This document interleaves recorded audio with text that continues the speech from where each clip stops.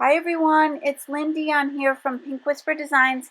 Today I thought I would share this journal page that I created with you. I recently picked up a new set of dies from the Fall 2022 collection from Holtz, and the set of feathers that you get is called Feathery, and you get 6 different feathers. So the first thing that came to my mind was creating a dream catcher. So I thought I would share with you how I put this journal together. So let's go ahead and create the little dream catcher for our journal. And for paper, I'm using the Distress Mixed Media Heavystock. And then for the dies, I'm going to be using the Sizzix Framelits.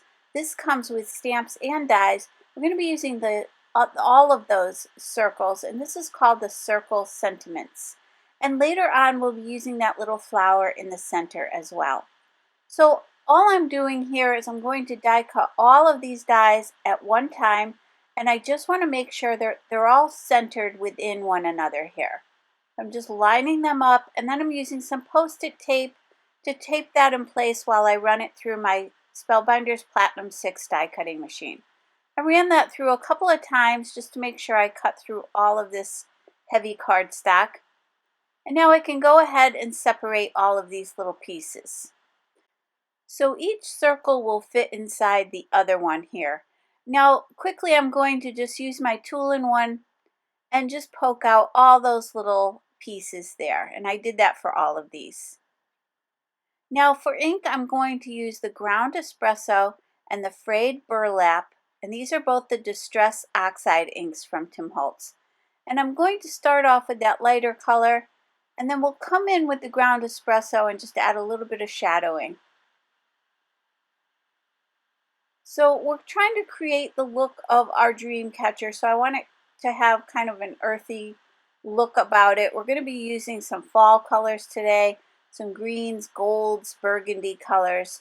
So I'm going to keep this fairly light, and again I'll just darken up some of the edges here, and I'll darken up a few different layers just to give it a little bit more interest. And I'm using that foam applicator tool to do this.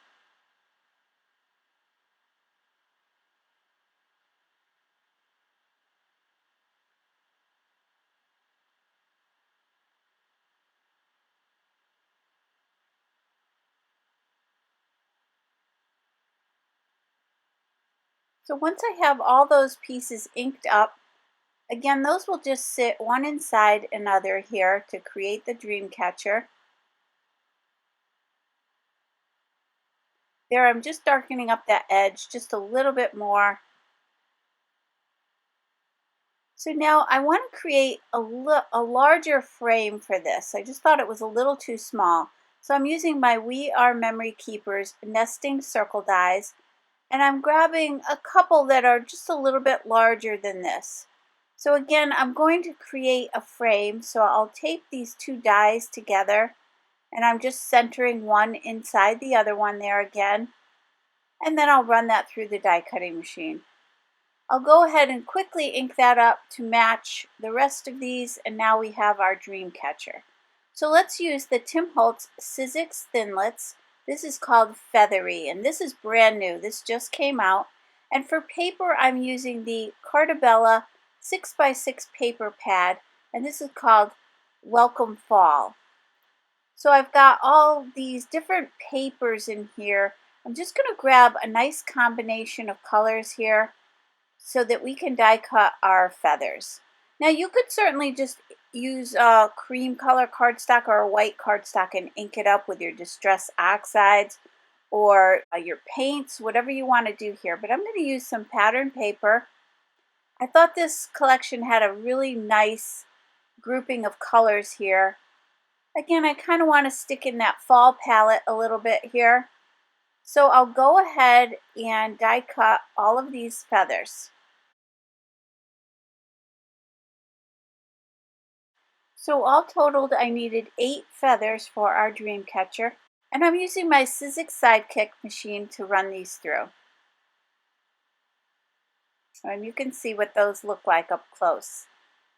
Now, with the Rustic Wilderness Distress Oxide ink, I'm going to start with these green ones, and I'm just going to add a little shadow just along one side of each of these feathers. And that's just going to give us a little shadow here. We'll be adding some more a bit later on, but for right now I'm going to start off with that.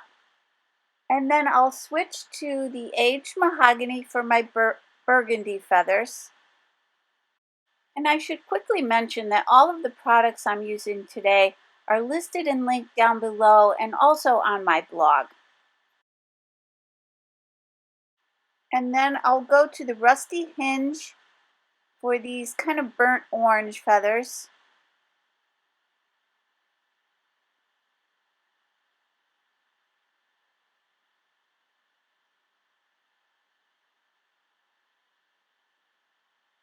And then for my last color, I'll take the fossilized amber.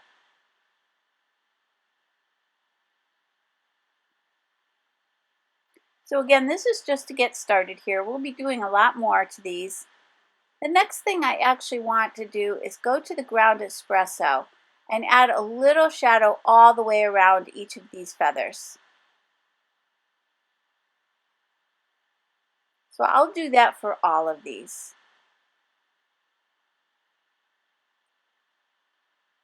And that'll just take away any of that creamy colored edge that's showing. So now let's go to our Ranger Emboss It Dauber ink. And then I'm using the Tim Holtz Distress Embossing Glaze. It's called Crackling Campfire. So I'll use that dauber just to add a little bit of embossing ink right around the edges. You could certainly use your ink pad here as well, but I find the dauber gives me a little more control over where I place that ink. And then I'll just sprinkle on some of that embossing glaze and then tap off any excess there. I'll do the same thing for this other one.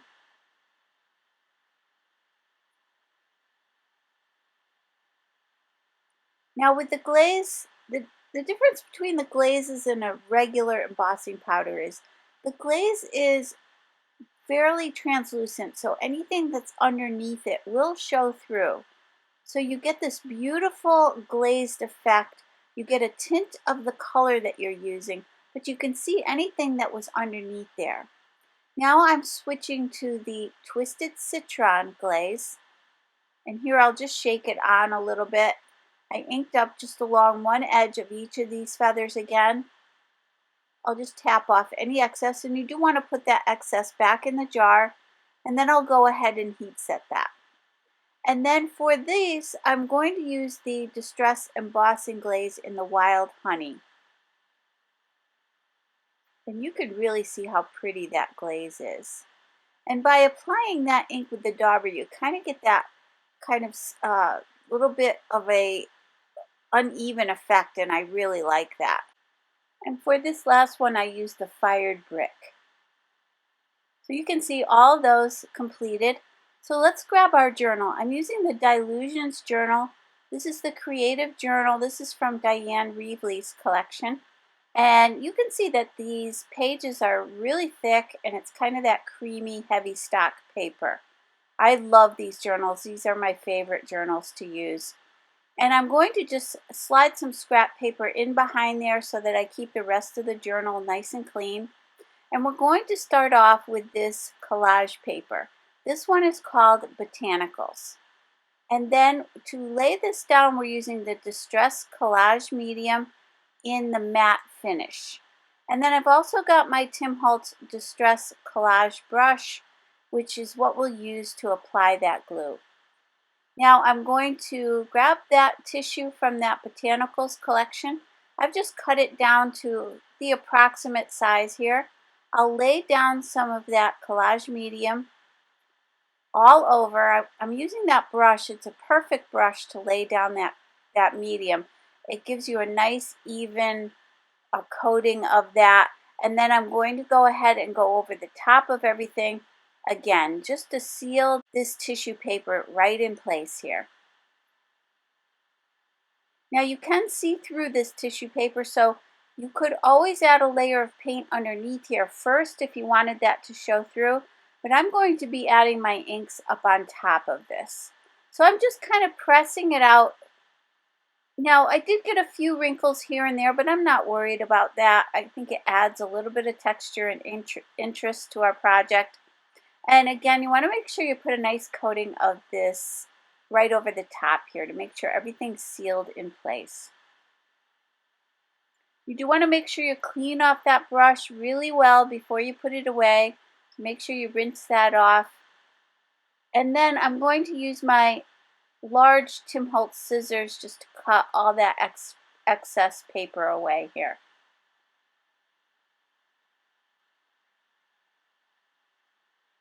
So now I can give this a quick heat set, or you could set it aside to dry.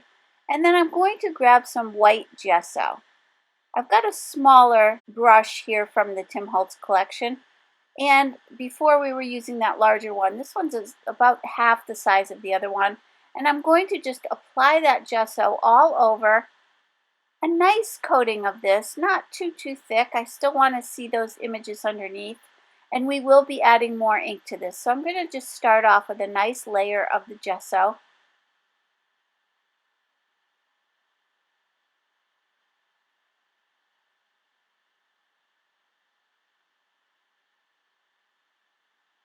Now again, I can let that sit and dry or come in with my heat tool and quickly heat set that. Now I'm going to grab the Distress paint in the mustard seed. Now these paints, this is an older one, so it did come with that little dauber on top. They don't come that way anymore, but you can buy the daubers separately and then just attach it to or screw it onto the top of your jar here. But you could also just use a little foam brush here as well. The dauber's nice because you kind of can pounce it off to the side there. That's what I'm doing off to the side there. Just kind of releasing some of the ink just by kind of squeezing the bottle and pressing down on that sponge dauber and then bringing it onto my paper. Now I'm going to switch to the Rusty Hinge Distress paint, and I'm doing the same thing there, just kind of releasing a little bit onto my craft mat and then bringing it onto my journal. We'll pretty much cover all of that white gesso, but again, that sort of sets the base for us as far as giving a light covering of those images underneath. So I'm going to lay down some of the peeled paint.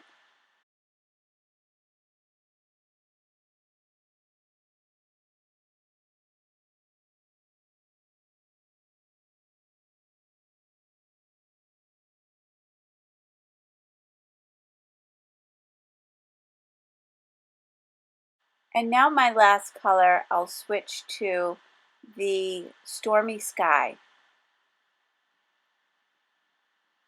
And this I'm going to apply a little bit over some of these other colors just to kind of soften things up a little bit here. Again, we're just getting the base ready. What you can do, what's really fun to do, is just do a whole bunch of pages.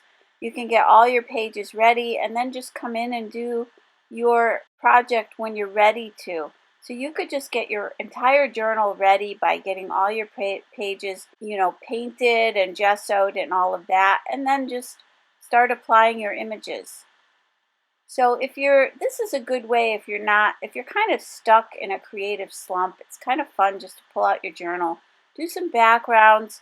You could do your distress sprays. You could do your paints. You could just use some alcohol inks. So just kind of play around with what you have. And now I'm going to switch over to my Distress Oxide ink pad in the Rusty Hinge. And I'm going to go all around the edges just to frame this up a little bit. And then we'll come in with the ground espresso and darken up those edges. And again, I'll go all the way around here. Once that's all set, I'm going to give that a quick heat set with my heat tool. Now let's do a little bit of stenciling. I'm grabbing the Stampers Anonymous Layering Mini Stencils. This is set number 35. I'm going to grab that one on the right there. And again, we're just adding some texture and interest to this background before we really get started here. And I'm using that ground Espresso Distress Oxide ink pad to do this.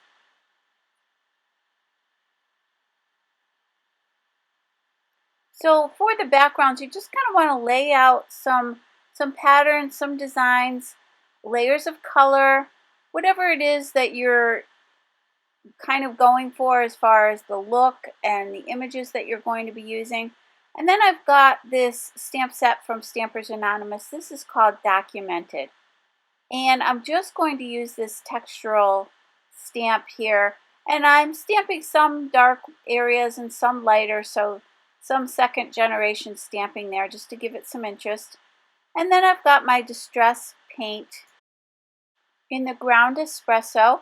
I'm placing a little bit of that on my craft mat. I'm spritzing it with a little bit of water, and then I'm taking a paintbrush and I'm going to spatter both of these pages. And this is going to give us, this is going to basically tie everything together and just adds a lot of interest to our page. And I kind of want some large and small spatters, so I'm getting quite a bit of ink onto my brush and then spattering it. So again, so I get some large and small areas of spattering. I'll heat set that with my heat tool. And then with that leftover paint there, I'm going to pick some of that up with my foam applicator tool, and I'm going to kind of dab it around. It is very wet, and you do want to be careful here because the ink we used around the edges, that Distress Oxide ink, is a water-based ink. So you are going to be moving that ink around a little bit here when you do this. I don't mind that. It adds some texture and interest when those colors kind of blend together. So I'm just kind of pouncing that color around the edges there. Now I did decide to die cut one big circle, so it's the largest of that circle frame that we did earlier. So I die cut one to match up with this so that I could lay out all of the pieces for my Dreamcatcher onto this circle. So I'll just start gluing these in place. This again just gives me a little base to glue everything down onto.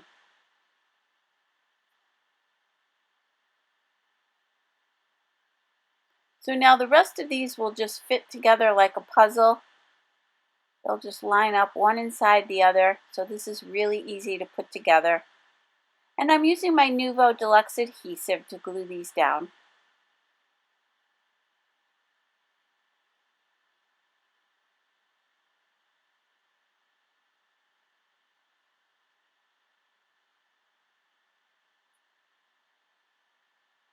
So you can see we have some light and dark areas on this, which makes it really pretty.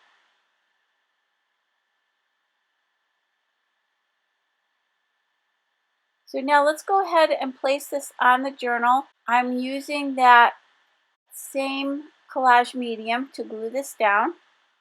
And then I am going to go over the top of it. So again, we did use the water-based inks to do the blending on this. So you want to make sure that you're a little bit careful when you're applying that collage medium. You don't want to remove all the color that you've laid down. So I'm kind of just gently applying that medium over the top and just kind of dabbing it on a little bit and then brushing it softly. And then I'm going to go all around the edges and make sure that's stuck down really well.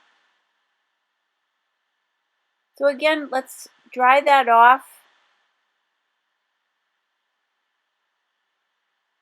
Now I've got all those feathers that we created, so let's go ahead and lay those out on the journal here. And I'm just going to kind of mix and match these colors a little bit, so that's all I'm doing here, just kind of playing around with this.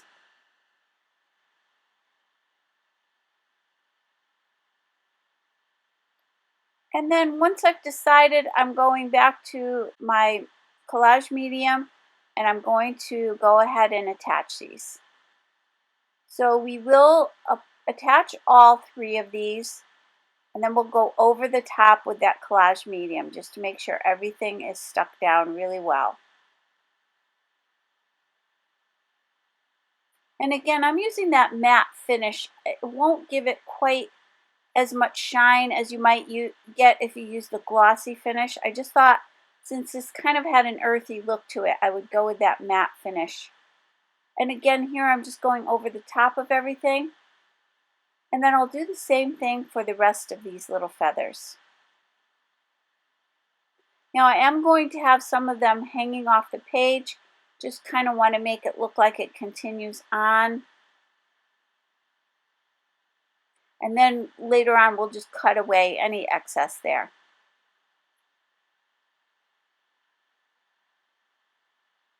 This design would be really great in a shadow box or on a canvas as well, so keep that in mind. You don't have to place this in a journal.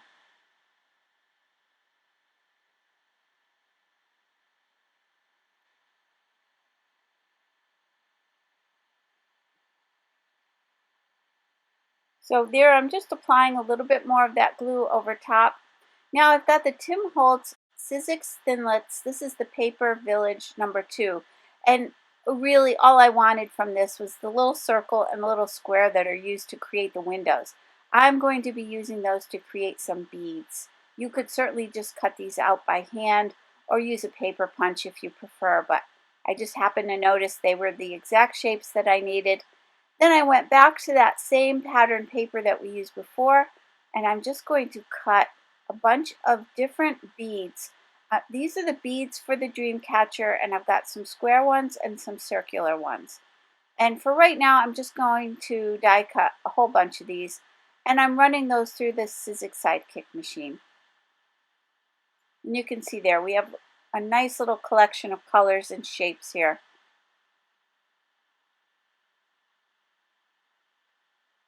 So now that those pages are dry, I'm going to go ahead and cut off that excess on those feathers.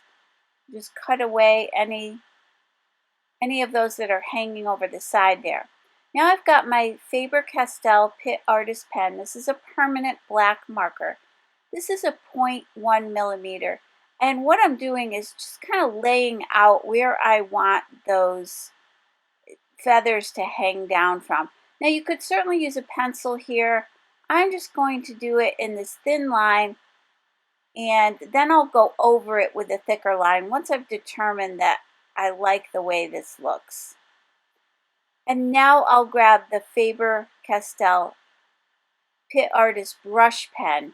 So this is a much broader tip, and then I'll go back over those lines. You certainly don't have to do this in 2 steps if you don't want to. You could just come in with that thicker line. You could also use some twine here, or some baker's twine, or whatever you like, ribbon, whatever you want here. But I did want to keep this fairly flat. I didn't want to add too much dimension here. And now I'm just adding some shorter lines there for some more of the beads. And then here I'm going to add some stitching all the way around. And I wanted to make it look like those feathers are tied on here. So I'm just putting a line on either side of that broad squiggly line, and then kind of connecting them at the bottom there. It kind of looks like you looped it through and tied it on. And then I'll go all the way around and create some little stitches. And this is going to add a lot to this little Dreamcatcher. This is where I feel like the detail really matters, when you really kind of bring these objects to life. Now look through your circular dies, because you may have others that would work really well for this. Some of the mandalas, those dies would work really well. I just happened to have this one and I thought it was so pretty. So here again, I'm just creating some extra stitch work here.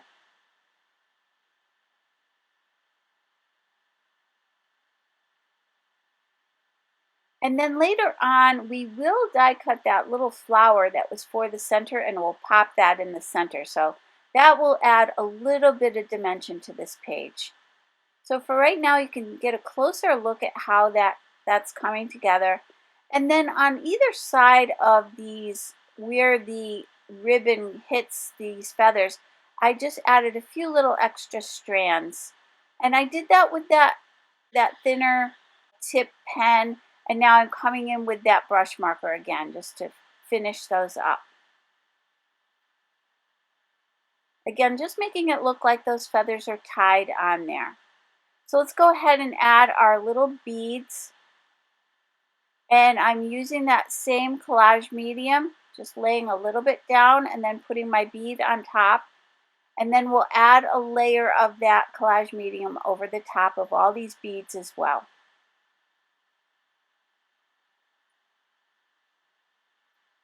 Just kind of mixing up the colors here. Now you could certainly use something more dimensional here if you want. You could use your Nuvo crystal drops. You could use some rhinestones here, whatever you like. Again, I just kind of want to keep it mostly flat. The only real pop-up dimension we'll have will be the flower that we're going to put in the center of our Dreamcatcher.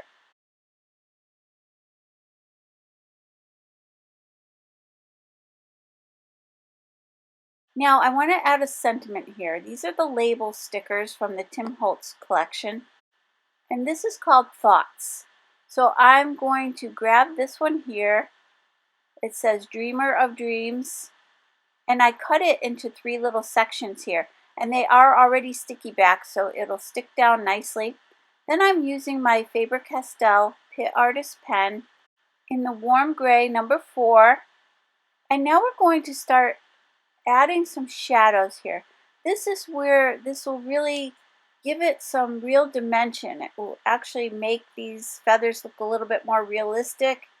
And so what I'm doing here is, because we laid down that collage medium, and you do want to make sure that the collage medium is completely dry before you do this. I'm just laying a little bit of color right along the edges of these feathers, and then I'm using my finger just to spread that out a little bit. And again, just adding a shadow around everything here. That's really going to make these pop, make them look more three-dimensional. And this is really fun and very relaxing to do. This is my favorite part. It's just kind of coming in, adding some shadows. And when we add those shadows to the beads, again, it's really going to make these look much more dimensional.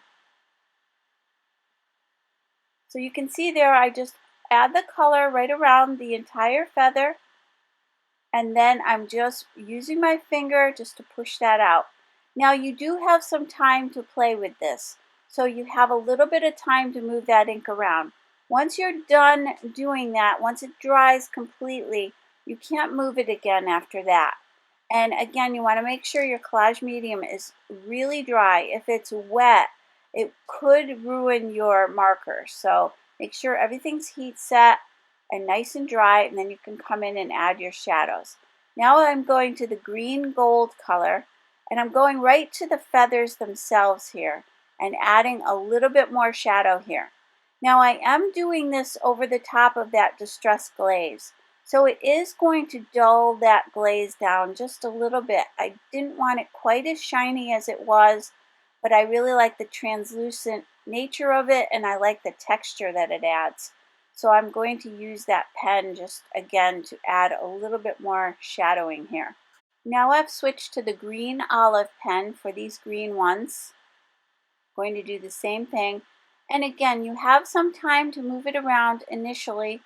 And now I'll switch to the orange glaze, and then once it dries, it will dry permanent. So you do want to do this right away. Just apply your color, move it around with your finger. I do find it's easiest to move with my finger. It just kind of, I can push that ink around a little bit. And then let's go to the white brush pen. And that I'm going to use to add some highlights here and there. I'll just add some little highlights to the beads. And then for the feathers, I'm just going to just add a few little dashes and then rub that out with my finger. So it just gives a little white highlight at the top of each of these feathers. Again, I think it really brings these to life, really makes them look much more realistic. I'll add a little bit of that color, the white, to the Dreamcatcher as well, just in random areas. I'm not trying to be fussy here. Just a few little areas of highlights.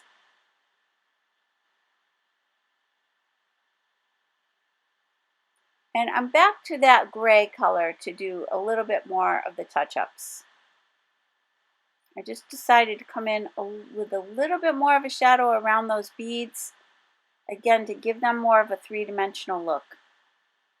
Now I'm taking that 0.1 millimeter Pitt Artist pen and I'm just going to go around these sentiments. Just kind of adding a fine line all the way around just to define those a little bit better.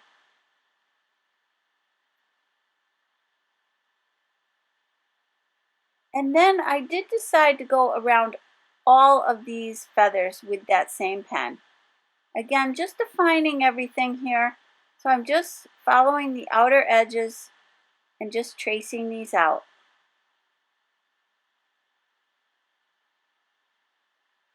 Now let's go back to that same die set. As I mentioned before, I'm going to grab that little flower. I've die cut 2 out of the heavy mixed media cardstock and 1 out of some of that pattern paper in kind of that mustardy color. And then I'm going back to the ground espresso distress oxide ink. Just going to ink up the edges of that, take away any of that creamy color. And then I'll go ahead and shape that just a little bit with my fingers and pop that right in the center here. And again, that's going to be the only thing that really has dimension to it. And then I grabbed a little circle bead and I placed one right in the center there. So let's take a closer look at the finished journal. And you can see this really pretty Dreamcatcher that's so much fun to create. I hope you give this a try. Now keep in mind all the products I've used today are listed and linked down below and also on my blog. So if you're interested in anything, you can find it there. I really hope you enjoyed today's video. If you did, please hit the like button and subscribe. And don't forget to hit that notification bell so that you don't miss a single video. As always, thank you so much for joining me today. Have a great day. Take care. Bye-bye.